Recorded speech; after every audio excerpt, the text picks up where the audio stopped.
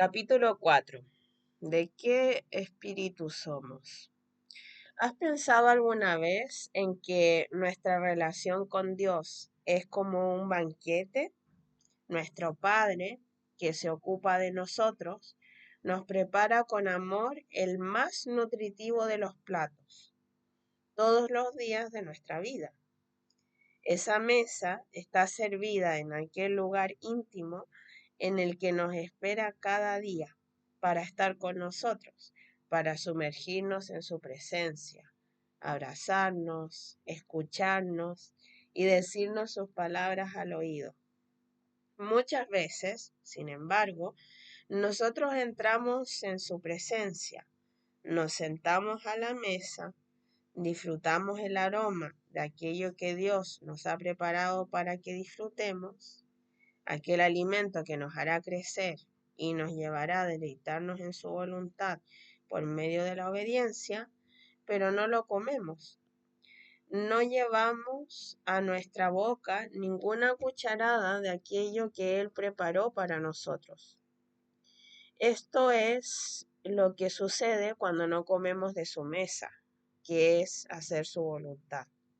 Queremos estar ahí para recibir sus bendiciones, pero no damos el necesario paso de recibir aquello que tiene para nosotros. No alcanzamos a experimentar ni la abundancia ni la plenitud de sus hijos, de ser sus hijos, pues no nos alimentamos de aquello que es necesario para crecer espiritualmente y hacer la obra para la cual hemos sido creados. Recordemos esta conversación de Jesús y sus discípulos. Entretanto, los discípulos le rogaban, diciendo: Rabí, come. Él les dijo: Yo tengo una comida que comer, que vosotros no sabéis. Entonces los discípulos decían unos a otros: ¿Le habrá traído alguien de comer? Y Jesús les dijo: Mi comida es que haga la voluntad del que me envió y que acabe su obra. Juan 4, 31 al 34. Es nuestro alimento espiritual no solo que recibamos la palabra de Dios en nuestro corazón, sino que la obedezcamos y la hagamos vida por medio de nuestras obras. El Espíritu Santo nos ha sido dado para que vivamos en la voluntad santa y perfecta de Dios. Habita en nosotros no solo para transformarnos y hacernos nuevas criaturas, sino también para llevarnos a vivir en su sobrenaturalidad, manifestando su reino de libertad y sanidad a todos quienes estén a nuestro alrededor. Los hijos de Dios tenemos un llamado, una misión única y particular dada a cada uno de nosotros, en la individualidad de nuestra identidad como hijos amados y restaurados. Cumplir esa voluntad por medio del Espíritu Santo es nuestro alimento, es lo que nos hace crecer espiritualmente, lo que nos da plenitud y nos hace avanzar en el camino preparado de antemano para nosotros. Sin eso, no crecemos, no prosperamos en nuestro camino, nos quedamos estancados y desnutridos espiritualmente. Entristecemos al espíritu que nos ha sido dado y apagamos nuestra luz escondiéndola dentro del almud, como dice en Mateo 5:15, negando la victoria que Cristo consiguió para nosotros al heredarnos el reino de los cielos para que lo manifestáramos aquí en la tierra. Si no hacemos la voluntad del Padre, no tenemos ocasión de recibir la autoridad y el poder de Dios que se manifestarían en nosotros en el acto de obedecerla, con el objeto de mostrar su gloria. Este simple hecho marca un hito fundamental. Es la diferencia entre tener el poder de Dios y no tenerlo, entre manifestar el poder del Espíritu Santo y no tener poder para mostrar su gloria, porque ahí está la autoridad, en obedecer la voluntad del Padre como hizo Jesucristo, que obedeció hasta la muerte. Por eso fue exaltado hasta lo sumo. Por eso es el Rey de Reyes y Señor de Señores. Por eso tiene todo el poder en el cielo y en la tierra y debajo de ella. Por eso no hay potestad ni principado que pueda en su contra. Si nosotros entendemos eso y glorificamos a nuestro Padre, viviendo en su voluntad, no habrá nada que nos detenga, porque aquel que está en nosotros, que nos permite obedecer como Cristo, no hay nada que lo detenga. Con Cristo estoy juntamente crucificado, y ya no vivo yo, mas vive Cristo en mí. Y lo que ahora vivo en la carne, lo vivo en la fe del Hijo de Dios, el cual me amó y se entregó a sí mismo por mí. Gálatas 2:20. Es tan importante que nos sea revelado el significado de estar crucificados juntamente con Cristo. Experimentar el hito de la muerte a nuestro viejo hombre es lo que nos abre el camino a la resurrección, junto con él, a una nueva vida. Esto no es una metáfora, no es una manera abstracta de explicar un proceso concreto, es parte del proceso concreto. Es lo que nos cambia, lo que nos transforma, lo que nos permite dejar en el pasado nuestro antiguo ser, nuestra primera naturaleza, caída y pecaminosa, para recibir la simiente de Cristo, el nuevo corazón de carne, en cuyo interior es sembrado Cristo mismo, por el Espíritu Santo que nos es dado cuando creemos en Él y por medio del cual nacemos a una vida santa y victoriosa sobre la muerte y el pecado. Esto es lo que el Señor Jesucristo quiso decir cuando les dice a los apóstoles que quieren seguirlo que deben negarse a sí mismos. Cuando morimos a la carne, renunciamos a los sueños personales y al ejercicio de la propia voluntad, siempre guiada por los deseos egoístas y la vanagloria del mundo. Morir en nuestra cruz para que Cristo viva en nosotros consiste en renunciar a todo lo que fuimos, deshaciéndonos de toda obra que el pecado y las estrategias del enemigo lograron en nuestra contra. Realmente no hay nada valioso en ese antiguo hombre, nada que sea digno de conservar. Y eso es lo que nuestra carne no alcanza a comprender. El nuevo nacimiento es, por lo tanto, no solo necesario, sino el único punto de partida para recibir la herencia que Dios quiere dar a sus hijos. El único camino para que todo lo que vivamos sea de ahora, por medio de la fe de Cristo que habita en mi corazón, no la mía propia, sino la fe del Hijo de Dios, que murió y se entregó por mí. Sin muerte no hay resurrección. Si Él no hubiera muerto, no habría resurrección ni vida. Del mismo modo, cuando yo muero, abrazo su resurrección y recibo su vida. Cuando muero, puedo resucitar con Cristo y vivir su vida, porque Él es la resurrección y la vida. Si vivimos esto, el Señor se va a manifestar en nosotros, pues esta es su promesa. Dice Mateo 12:28, que la presencia de Cristo en mí va a tener efectos sobrenaturales sobre las personas con las que yo me relacione. El Espíritu de Dios anhela la sanidad y la libertad de las personas oprimidas y quebrantadas. Y si Él realmente me habita y ha sido formado en mí, va a moverse a través mío para seguir ejerciendo su ministerio de poder en este mundo. Eso significa que soy su templo, su hogar y parte de su cuerpo. Por eso dice de su propia boca: pero si yo por el Espíritu de Dios hecho fuera los demonios, ciertamente ha llegado a vosotros el reino de Dios. Mateo 12:28. La libertad espiritual que Jesús ejercía por medio de la autoridad del Espíritu Santo es la señal certera y fidedigna de que el reino de Dios había venido a la tierra. Así que, por consiguiente, si el Espíritu de Dios habita en mí, ese Espíritu puede y anhela liberar de demonios a los oprimidos por su poder y autoridad sobre ellos. Si el Espíritu Santo habita en mí, el reino de Dios va conmigo a donde quiera que yo vaya.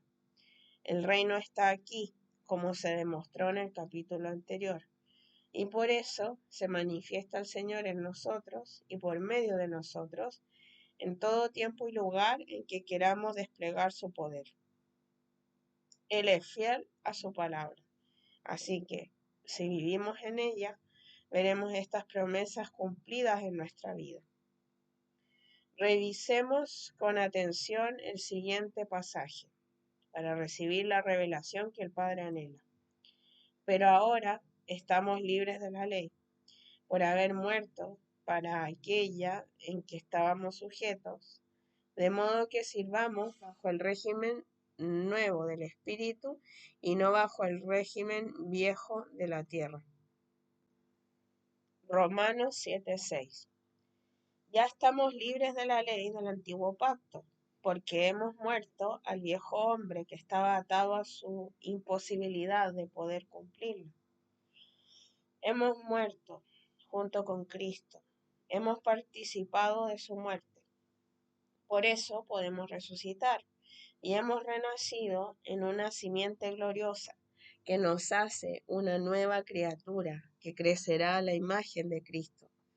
Él es la semilla puesta en nosotros y será su corazón el que crezca en nuestro pecho, su poder, su sabiduría, sus emociones santas, su sujeción al Espíritu Santo, todo su carácter, su mansedumbre y su pasión fiel hasta la muerte. Crecen ahora en nuestros corazones. Es su santidad la que se va formando en nosotros, cuando vivimos sujetos al nuevo régimen de su Espíritu. Amados, el Cristo que hoy está en nosotros es el Cristo resucitado. No podemos vivir su vida si antes no hemos muerto a nuestro viejo ser, a nuestra alma contaminada y sujeta a las pasiones desordenadas, a nuestra voluntad humana que nos impulsa a perseguir la vanagloria, a nuestro pecado pasado que nos esclaviza, al carácter destruido por el enemigo al que a veces nos aferramos.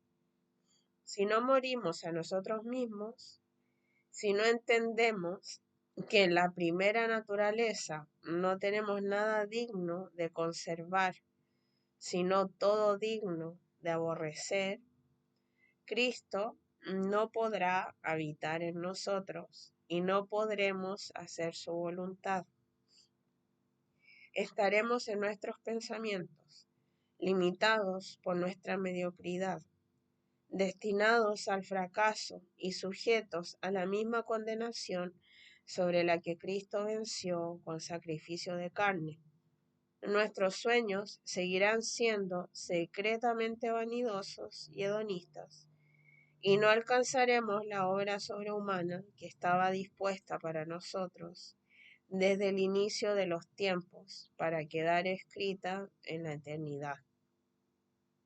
Observemos lo que Jesús les dice a sus discípulos en el siguiente pasaje. Viendo esto, sus discípulos Jacobo y Juan dijeron: Señor, ¿quieres que mandemos que descienda fuego del cielo, como hizo Elías, y los consuma? Entonces, volviéndose él, los reprendió y diciendo: Vosotros no sabéis de qué espíritu sois, porque el Hijo del Hombre no ha venido para perder las almas de los hombres, sino para salvarlas, y se fueron a otra aldea.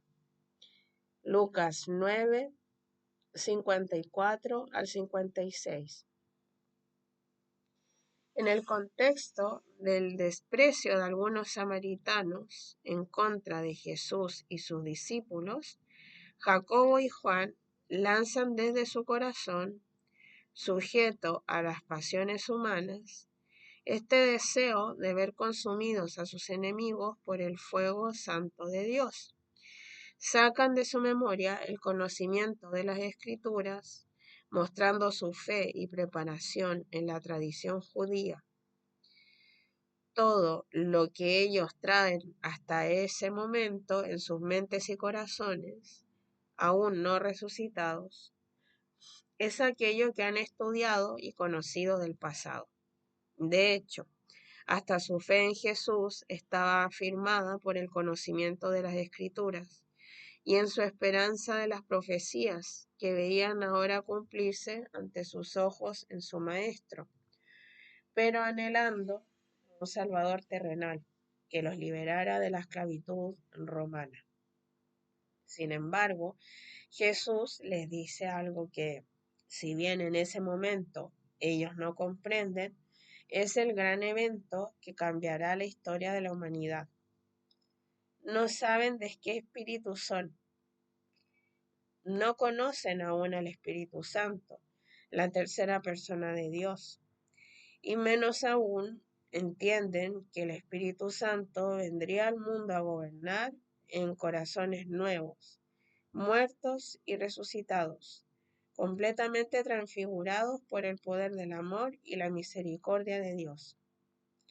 Simplemente no saben que el Espíritu de Dios es de una naturaleza tan santa que queda absolutamente lejos de la comprensión humana, cuyo anhelo profundo y eterno es la salvación de todas las almas y no la condenación de sus enemigos, de los que en ese momento éramos parte todos nosotros en el pasado, presente y futuro.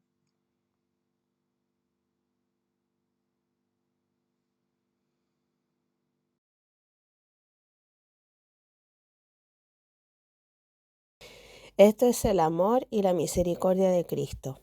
Y si hemos creído que ya lo hemos comprendido religiosamente, estamos profundamente equivocados. Aún en el quebranto de arrepentimiento, aún en el comienzo de nuestro ministerio, aún viendo sus sanidades y milagros, aún manifestando su poder, apenas empezamos a tener una noción de la profundidad y la grandeza de su amor. Hermanos, cuando tenemos el Espíritu Santo habitando dentro de nuestro corazón, la pasión de Cristo por las almas será también el anhelo nuestro. No desecharemos a nadie, porque nuestra pasión estará en salvar almas y no en perderlas ni en destruirlas, porque aunque se trate de los más aborrecibles enemigos que nos desprecian y nos persiguen, podemos salvar cuando Cristo está en nosotros. Pero, ¿cómo podríamos vivir este sublime llamado sin antes haber muerto a la naturaleza adánica que nos mantiene sujetos al egoísmo, a la búsqueda de bienestar personal y a la adicción al reconocimiento y vanagloria humanas? Si no renuncio a mí mismo, si no resucito juntamente con Cristo, su Espíritu no podrá hacer esa obra de amor hacia otros por medio de mí. Pero yo no quiero vivir si no es para mostrar la gloria del amor de Dios Padre y su Hijo precioso Jesucristo. No quiero vivir si no es para Él, para alcanzar la gloria a la cual fuimos llamados. ¿Y tú, para qué quieres la vida? Ahora, pues, ninguna condenación hay para los que están en Cristo Jesús, los que no andan conforme a la carne, sino conforme al Espíritu, porque la ley del Espíritu de vida en Cristo Jesús me ha librado de la ley del pecado y de la muerte.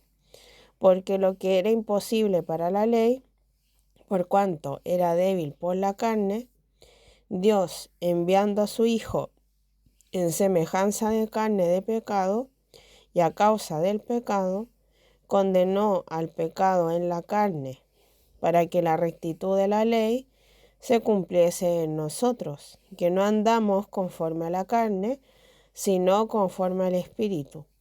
Porque los que son de la carne piensan en las cosas de la carne, pero los que son del Espíritu, en las cosas del Espíritu, porque el ocuparse de la carne es muerte, pero el ocuparse del Espíritu es vida y paz. Romanos 8, del 1 al 6. No hay condenación para los que han resucitado juntamente con Cristo, para los que han recibido la simiente santa en sus corazones, para quienes tienen el Espíritu Santo dentro de ellos, haciendo la obra gloriosa que solo Él puede hacer.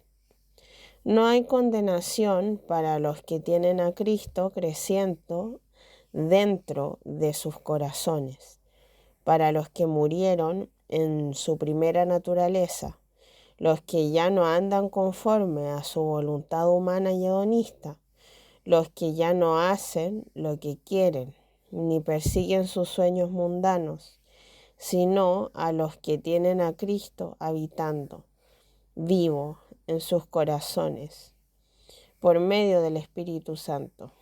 No hay condenación para los que no andan conforme a la carne, para los que ya han muerto a sus deseos egoístas y vanagloriosos, para quienes su plan personal, fuera de Cristo, perdió todo encanto posible y fue anulado por propia voluntad. No hay condenación para los que andan conforme al Espíritu Santo, que Dios ha heredado a los que le aman. Nosotros sí sabemos de qué espíritu somos. Hemos nacido del nuevo pacto, pues la simiente del Cristo glorificado ha sido sembrada en nosotros. Pero no es suficiente con solo decirlo. Debe ser un fruto verdadero de nuestras almas. Hoy tenemos acceso al conocimiento profundo e íntimo del Espíritu Santo que nos habita, que nos muestra las 4 dimensiones del amor del Padre, como dice en Efesios 3:18, que nos revela su abrumadora santidad y su perfecta pureza. Hoy conocemos la naturaleza sublime de su poder soberano y de gloria en gloria vamos siendo transformados, porque es Cristo el que habita ahora en nuestros corazones. Son sus emociones y su sabiduría las que nos llena en la plenitud de todo nuestro ser. Y desde esa pasión bendecimos al mundo con la manifestación de su gracia, siendo su cuerpo. Nosotros debemos andar conforme al Espíritu Santo, que hoy nos gobierna. La ley del Espíritu de vida en Cristo Jesús es la que nos ha librado de la antigua ley del primer pacto, que nos mostraba nuestra evidente esclavitud al pecado y a la muerte.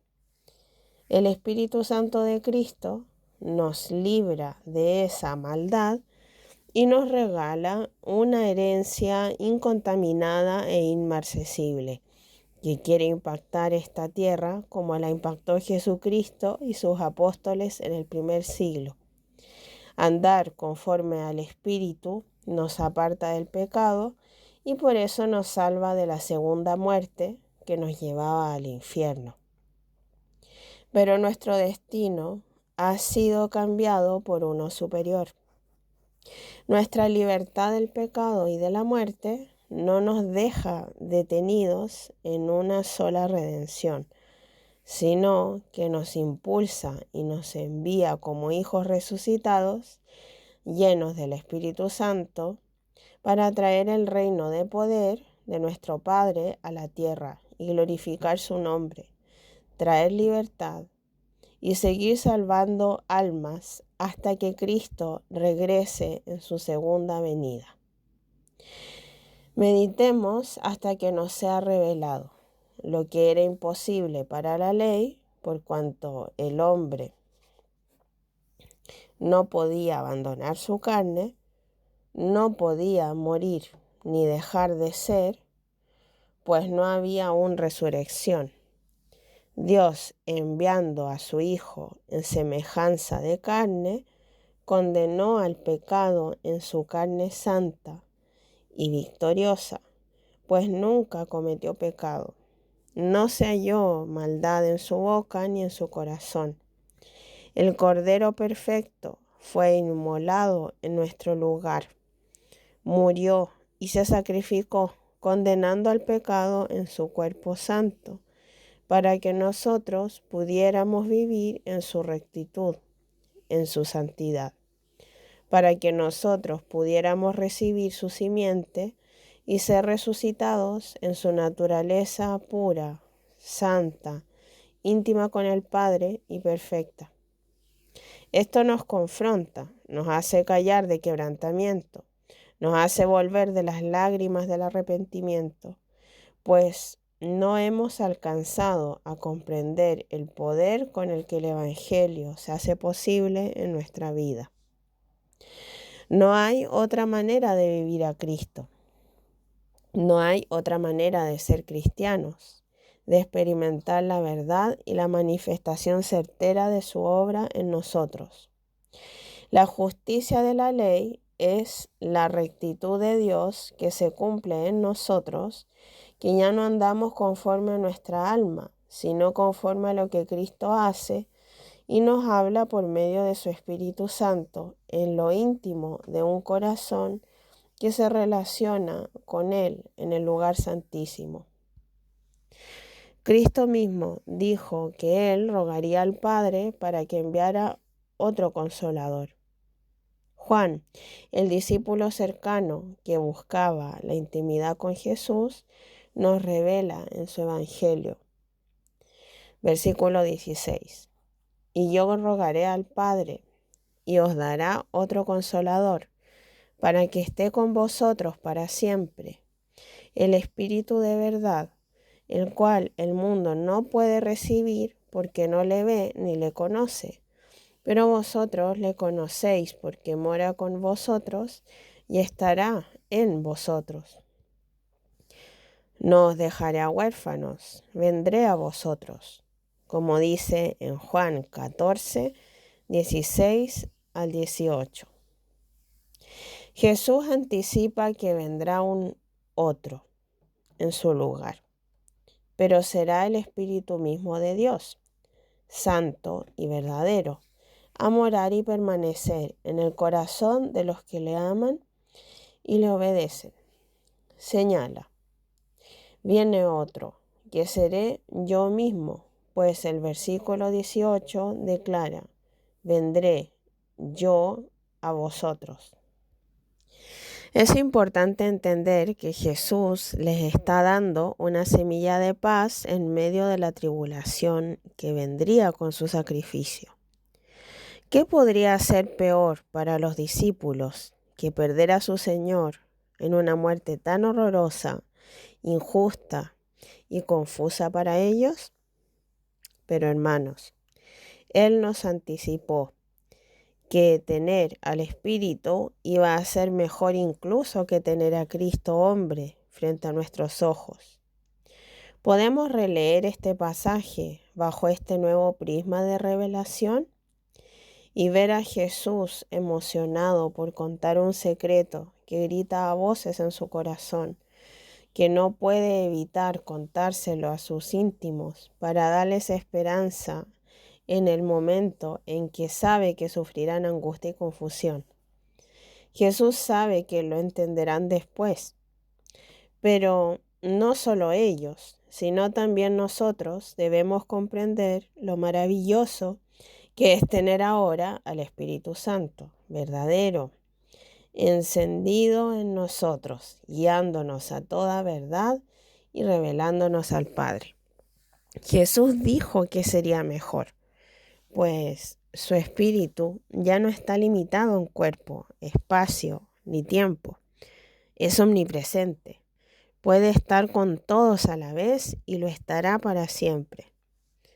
Su glorioso espíritu es, entre comillas, el otro consolador, que nos enseña todas las cosas y que glorifica a Jesucristo por medio de nosotros.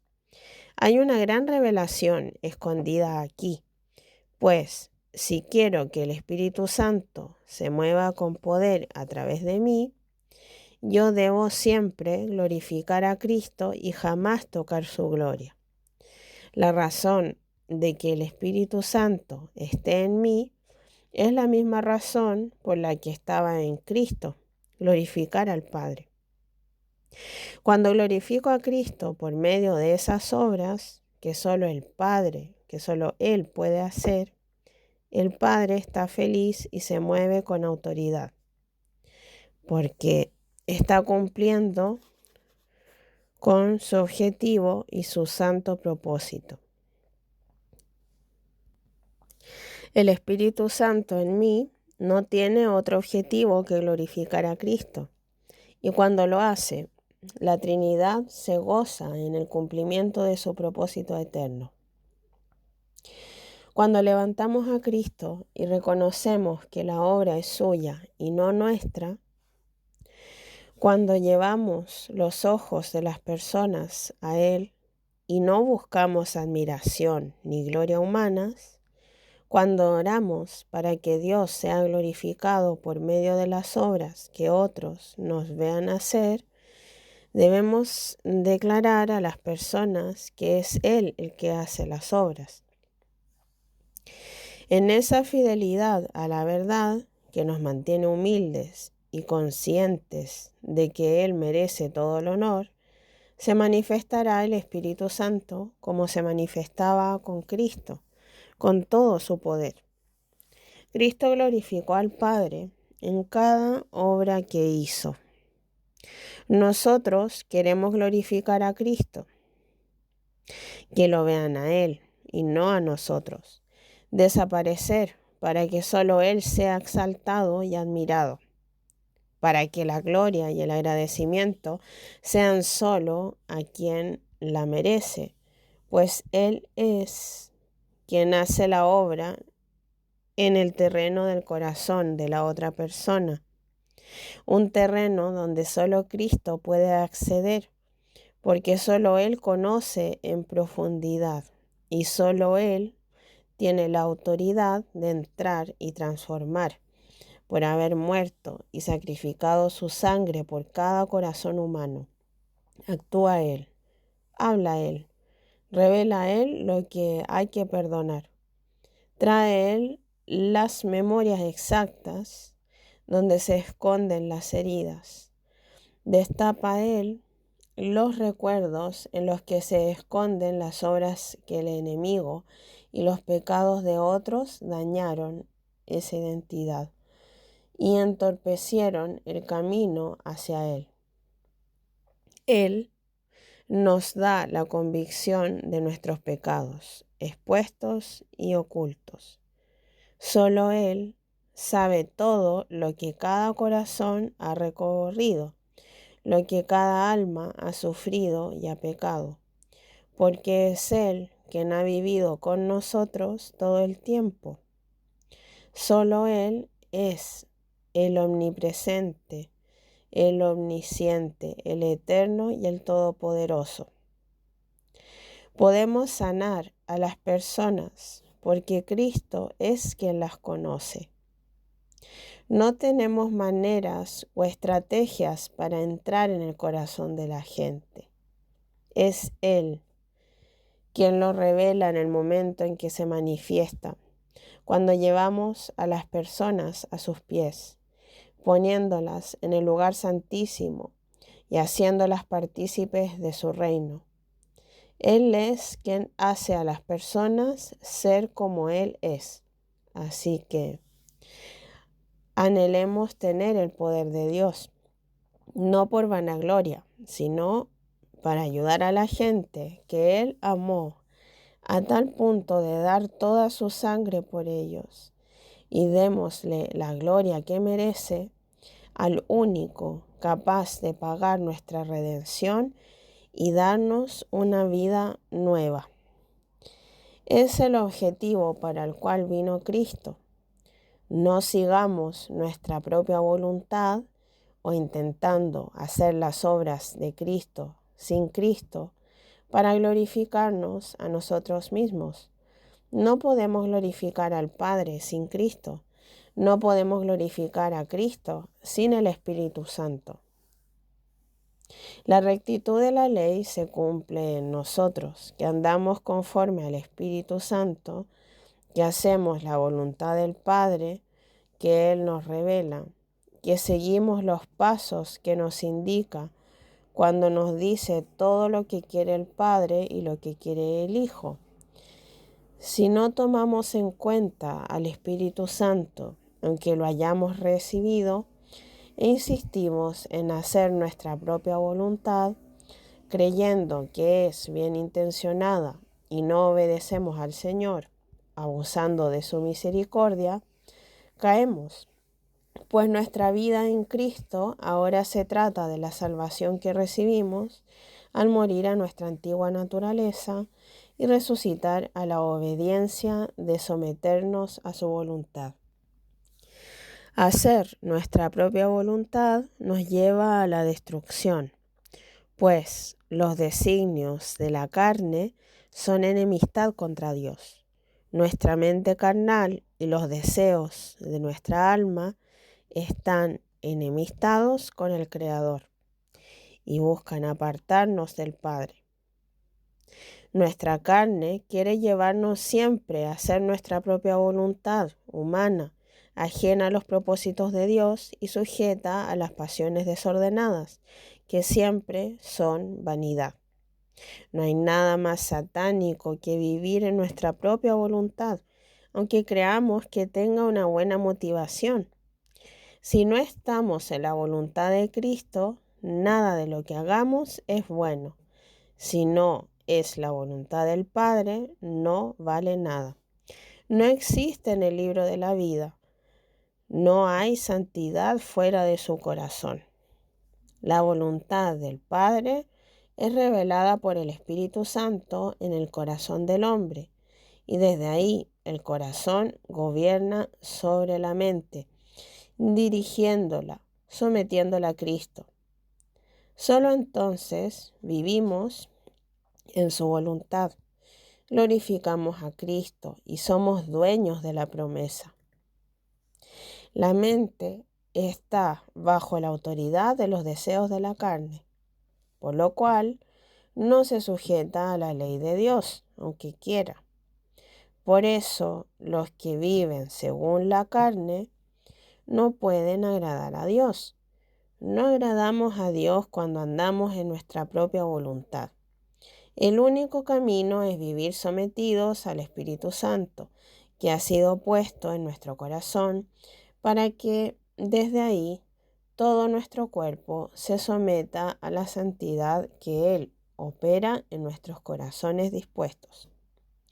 Desde la obediencia y la sumisión a su Espíritu, nuestra mente y nuestro cuerpo se someterán al Espíritu de Dios.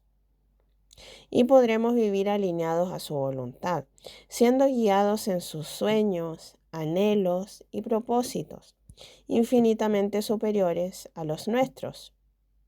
¿Por qué no vamos y le preguntamos qué quiere que hagamos cada día?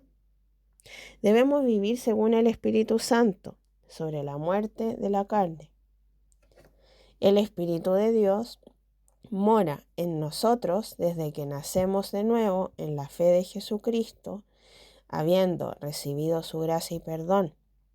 Nuestro Salvador, luego de su resurrección, fue al cielo a entregar su sacrificio santo en el real tabernáculo y luego volvió a descender para visitar a sus discípulos y anunciarles el cumplimiento de la promesa.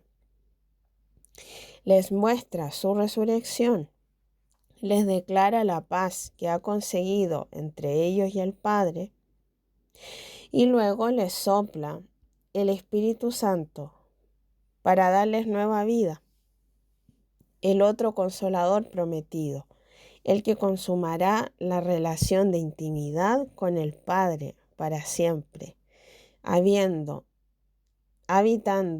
dentro de ellos.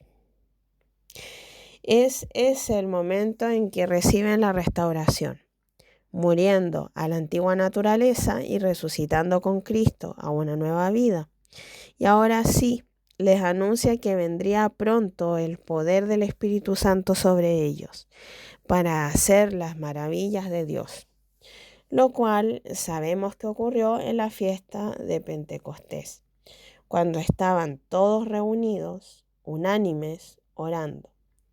Puedes revisar todo esto en los últimos capítulos de los Evangelios, además de haber todo un capítulo en nuestro primer libro, Preludio de un Avivamiento, dedicado a explicar esta diferencia bíblicamente. Así que no dudes en volver a leerlo si así lo necesitas. El punto por comprender es que el poder manifiesto de Dios por medio de los discípulos no vino enseguida con el primer soplo del Espíritu de Jesucristo resucitado. Tenemos en primer lugar el soplo de Cristo que los hace nacer de nuevo espiritualmente cuando se les presenta atravesando los muros en el momento en que estaban ocultos a causa del temor, la angustia y la confusión. Y, en segundo lugar, la venida del Espíritu Santo en forma de lenguas de fuego, la manifestación que debían esperar antes de salir de Jerusalén para predicar el Evangelio, mostrando el poder. Asimismo es con nosotros. Primero ocurre nuestra muerte al viejo hombre y la resurrección a una nueva vida, el nuevo nacimiento con el soplo de Jesucristo para recibir su Espíritu en nosotros, y luego el poder y la autoridad de Dios para hacer sus obras, cuando entendemos que tenemos que hacer su voluntad y no la nuestra. Y así como ellos no debían salir de Jerusalén, sino hasta que esa manifestación hubiese ocurrido, asimismo, nosotros tenemos que ser llenos del Espíritu Santo que comience a hacer los prodigios de Dios por medio de nuestra fe.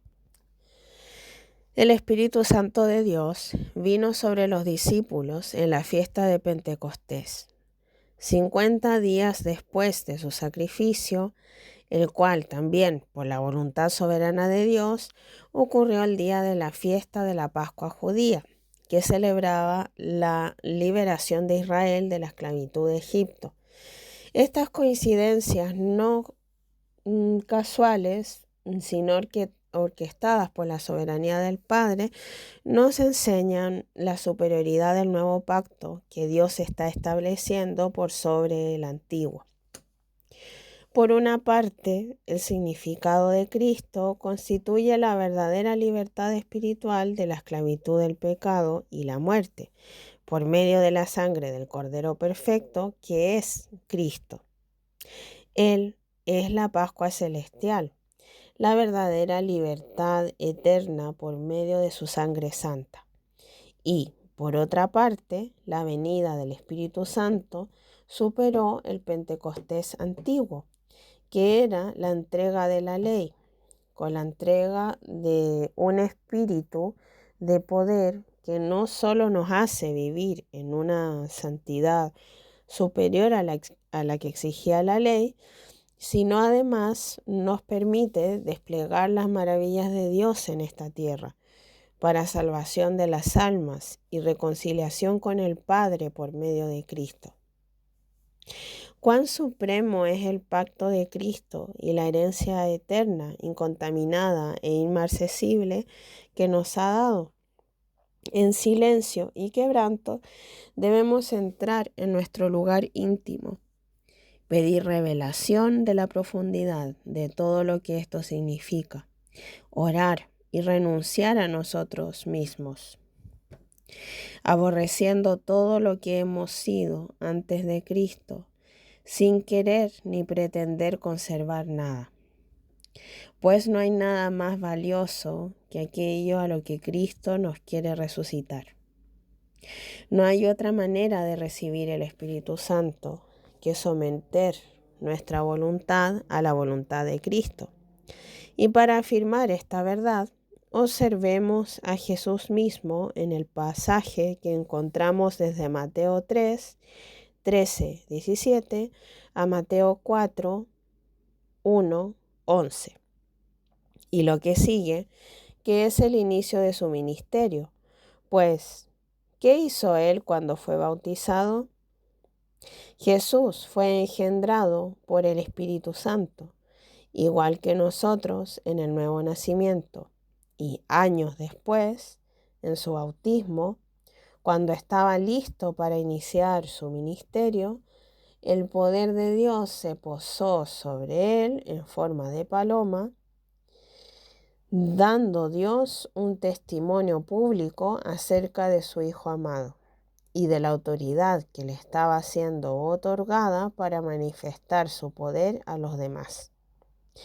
Es en este poder en que el Espíritu lo lleva al desierto, donde será tentado, pero saldrá victorioso luego de haber sometido su voluntad a la del Padre en la tentación. Gracias a la obediencia dada por su Espíritu, el mismo que ahora lo guiará a hacer las maravillas y los prodigios de su Padre.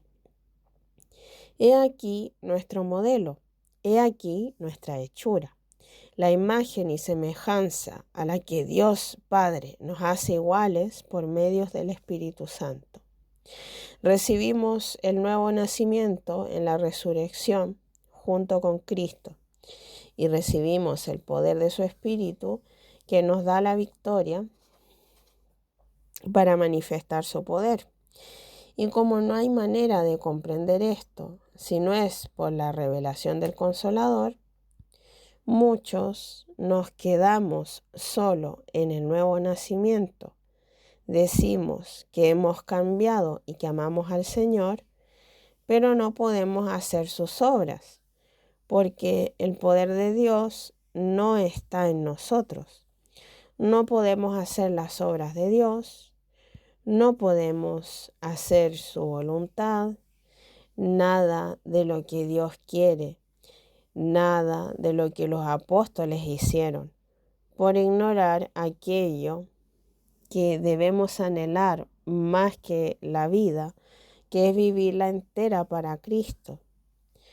No vivificamos a nadie, no llevamos sanidad, libertad ni salvación, porque no hemos dejado de vivir para nosotros mismos. Nos quedamos ensimismados en un deseo egoísta de ser bendecidos o de sanar nuestras propias heridas, subestimando y despreciando el inmenso poder y gloria que Dios ha querido poner en nuestras manos. No alimentamos nuestro espíritu por medio de la obediencia como Cristo, que declaraba que su alimento era hacer la voluntad de su Padre y acabar su obra, como dice en Juan 4:34.